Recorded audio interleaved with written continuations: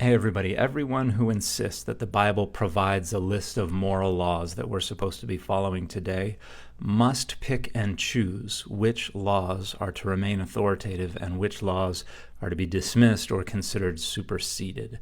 And there are no exceptions to this. And one of the reasons is that the Bible is not univocal.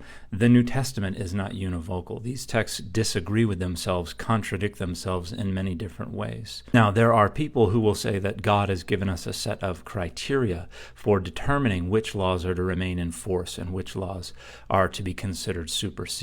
Some people say, well, we have a division of moral and ceremonial and civic laws, and Christians are only responsible for the moral laws. That's not in the Bible anywhere. That's a division that was created within early Christianity in order to rationalize why the laws early Christians wanted to keep should be kept, and why the laws they wanted to get rid of should be gotten rid of. Another attempt to do something very similar is the notion that if there's a law in the Hebrew Bible, Christians are only responsible for that law if the law is repeated in the New Testament, or maybe just by Jesus in the New Testament.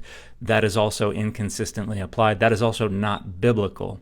It is something that Christians made up after the fact in an effort to try to rationalize why their particular tradition's set of moral laws ought to be considered the moral laws God wants us to follow.